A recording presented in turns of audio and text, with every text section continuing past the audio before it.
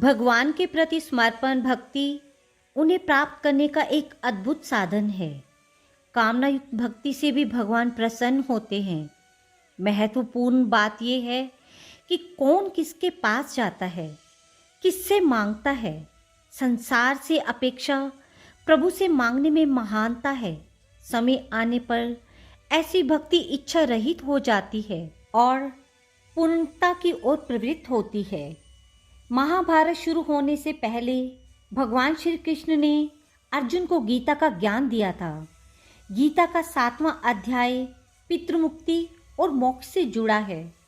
ज्योतिष के अनुसार पितृपक्ष में गीता के 7वें अध्याय का पाठ करने से पितृदोष से मुक्ति मिल जाती है। गीता के 7वें अध्याय में श्री कृष्ण भगवान ने अर्जुन को परम सत्य का ज्ञान करवाया है। जो लोग इस परम सत्य को सुनते हैं उनके पितृ परम ब्रह्मा में लीन हो जाते हैं और पितृदोष से मुक्ति मिलती है। गीता का 7वां अध्याय ज्ञान विज्ञान योग, जिसमें कुल 30 श्लोक हैं। तो चलिए आरंभ करते हैं गीता का 7वां अध्याय। श्री कृष्ण भगवान बोले, हे पार्थ, मुझ में मन लगा करके मेरे ही आश्रय होकर योगाभ्यास करते हुए मेरे स्वरूप का संशय रहित पूर्ण ज्ञान होगा। सो सुनो। विज्ञान के सहित वह पूर्ण ज्ञान मैं तुम्हें सुनाता हूँ, जिसके जानने से तुमको इस लोक में और कुछ जानना शेष न रहेगा। सहस्त्रों मनुष्यों में से कोई एक सिद्धि प्राप्ति के लिए यत्न करता है और उन यत्न करने वाले सिद्धों में से कोई ही मुझे ठीक जान पाता है। पृथ्वी, जल, अग्नि, वायु, आकाश, मन, बुद्धि और अहंकार, ये 8 प्रकार की मेरी प्रकृति है। इस प्रकृति को अपार अचेतन अर्थात जड़ कहते हैं। और हे माँ बाहो, इससे दूसरी प्रकृति चेतना है, जिसने संपूर्ण जगत धारण किया है। इन्हीं दोनों प्रकृतियों से सब प्राणी मात्र उत्पन्न होते हैं, ऐसा जानो। ये प्रकृतियां मुझसे ही उत्पन्न हुई हैं। इस प्रकार जगत की उत्पत्ति और प्रलय का कारण मैं ही हूँ। हे धनंजय, धागों में जिस प्रकार मणि पिरोई जाती है, उसी भांति ये संसार मुझ में घुटा हुआ है। मुझसे परे और कुछ भी नहीं है। हे कुंती पुत्र, जल में, रस में मैं ही हूँ। चंद्रमा और सूर्य में प्रभा मैं ही हूँ। सब वेदों में प्रणव मैं ही हूँ। आकाश में शब्द तथा पुरुषों में पौरुष मैं ही हूँ। हे अर्जुन, पृथ्वी में जो गंध है तथा अग्नि में तेज मैं ही हूँ। सब प्राणियों में जीवन और तपस्वियों में तप मैं ही हूँ। हे पार्थ, संपूर्ण प्राणियों में सनातन बीज रूप मुझको ही जानना। बुद्धिमानों में बुद्धि रूप और तेजस्वियों में तेज मैं ही हूँ। हे भारतवर्ष, काम और रोग रहित बलवान पुरुषों में बल और पुरुषों में धर्म के विरुद्ध जानने वाला काम मैं ही हूँ। जितने सात्विक राजस तामस पदार्थ हैं, वे सब मुझसे ही उत्पन्न हुए हैं, परंतु उनमें मैं नहीं रहता हूँ। ये मुझ में हैं। सत्य, रज और तम, इन तीनों गुणों के भावों से ये सारा संसार मोहित रहता है। इस कारण ये इससे परे मुझे अव्यय परमात्मा को नहीं जानता। मेरी ये गुणमयी और दिव्य माया अत्यंत दुस्तर है। जो मुझको अनन्य भाव से भजते हैं, वे इस माया को पार कर जाते हैं। जो पापी, मूढ़, नराधम माया ने जिनका ज्ञान हर लिया है और आसुरी भाव ग्रहण किए हुए हैं, वे मुझको नहीं पाते। हे अर्जुन, 4 प्रकार के मनुष्य मुझको भजते हैं। दुखिया, जिज्ञासु, ऐश्वर्य की कामना करने वाले और ज्ञानी। 3 में सदा मुझ में एकाग्रचित और केवल मेरी भक्ति करने वाला ज्ञानी पुरुष श्रेष्ठ है, क्योंकि मैं ज्ञानी को अत्यंत प्रिय हूँ और वह मुझको प्रिय है। यद्यपि वे सभी अच्छे भक्त हैं, तथापि ज्ञानी तो मेरी आत्मा ही है, क्योंकि वे मुझ में ही मन लगाकर मुझको ही सर्वोत्तम गत मान मेरा ही आश्रय ग्रहण करता है। अनेक जन्म के अनंतर ज्ञानी मुझे पा लेता है। ऐसा महात्मा अत्यंत दुर्लभ है, जो सब जगत को वासुदेवमय समझे। अपनी अपनी प्रकृति के अनुसार मनुष्य भिन्न भिन्न काम वासनाओं से अज्ञान में डूबकर उन फलों की चाहना से अन्य देवताओं के अधीन होकर उनकी उपासना करते हैं। हे अर्जुन, जो भक्त श्रद्धा पूर्वक जिन जिन देवता का पूजन करते हैं उन पुरुषों की उस श्रद्धा को मैं दृढ़ कर देता हूँ। वे इस श्रद्धा से युक्त होकर उस देवता की आराधना करते हैं, फिर उसको मेरे ही रचे हुए कामफल प्राप्त होते हैं। परंतु उन अल्प बुद्धि वालों का फल नाशवान है।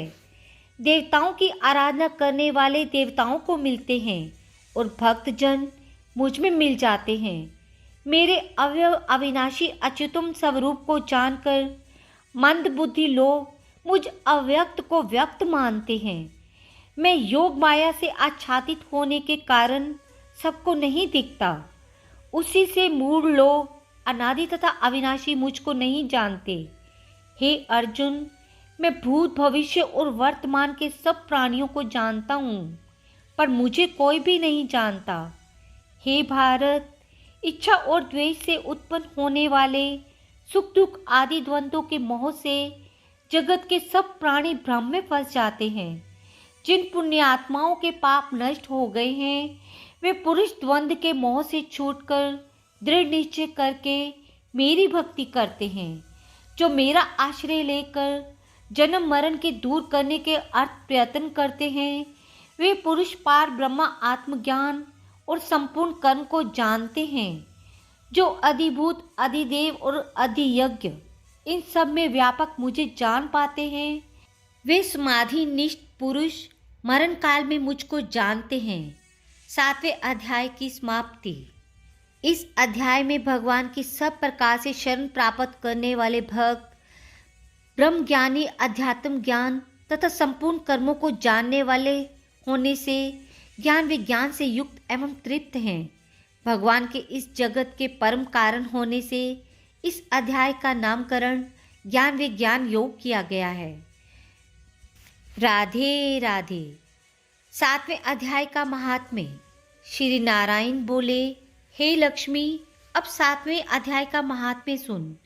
एक पटेल नामक नगर है जिसमें शंकुकरण वैश्य रहता था। वह व्यापार करने को नगर से बाहर कहीं को जाता था। रास्ते में शंकुकरण को सर्प ने डसा, वह मर गया। उसके साथी उसकी दाह क्रिया कर आगे को सिधारे। जब लौटकर घर में आए उसके पुत्र ने पूछा, मेरा पिता शंकुकरण कहाँ है? उन व्यापारियों ने कहा, तेरे पिता को सर्प ने डसा था, वहीं मर गया और वह पदार्थ तेरे पिता का है, सो तू ले। 1 करोड़ रुपया दिया और उसकी गति कराने को कहा, क्योंकि वह अवगति मरा था। उस बालक ने अपने घर आकर ब्राह्मणों से पूछा कि सर्प के डसे से मरे की गति कैसे करानी चाहिए। पंडितों ने कहा, नारायण बलि कराओ। उड़द के आटे का पुतला बना चनिया चढ़ाएं। जैसी विधि पंडितों ने कही तैसी करी। बड़ा यज्ञ किया, बहुत ब्राह्मण जिमाए, श्राद्ध पिंड पतला कराया। बाकी द्रव्य जो रहा चारों भाइयों ने बांटा। एक पुत्र ने कहा कि जिस सर्प ने मेरे पिता को काटा है मैं तिसको मारूंगा। उन व्यापारियों से कहा, वे ठोर बताओ जहां मेरा पिता शंकुकरण मरा है। व्यापारियों ने कहा, चल वह ठोर तुझे बता दे। व्यापारी उसे उस स्थान पर ले गए। वहां जाकर देखा तो वहां एक वामी है, तिसे कुदालों के साथ खोदने लगा। जब छेद बड़ा हुआ वहां से एक सर्प निकला। वह बोला, तू कौन है, मेरा घर क्यों खोदता है? उस बालक ने कहा कि मैं शंकुकरण का पुत्र हूँ। जिस सर्प ने मेरे पिता को मारा है मैं उसको मारूंगा। तब सर्प ने कहा, हे पुत्र, मैं तेरा पिता हूँ, तू मुझे इस अधम देह से छुटा और मुझे मार मत। ये मेरा पूर्व जन्म का कर्म था, सो मैंने भोगा। तब पुत्र ने कहा, हे पिता, कोई यत्न बताओ जिससे तुम्हारा उद्धार हो। तब उस सर्प ने कहा, हे पुत्र, किसी गीता पाठी ब्राह्मण को घर में भोजन करावो और उसकी सेवा कर, आशीर्वाद से कल्याण होगा। तब उस बालक ने अपने घर में और नगर में जितने गीता का पाठ करने वाले थे तिन सबको बुलाकर श्री गीता जी के 7वें अध्याय का पाठ कराया और उनको भोजन कराया। तब उस साधु ब्राह्मणों ने आशीर्वाद दिया। तत्काल वह अधम देह से छूटकर देवदेही पा विमान पर चढ़कर आकाश मार्ग को जाता हुआ अपने पुत्र को धन्य धन्य कहता हुआ बैकुंठ धाम जाकर प्रविष्ट हुआ।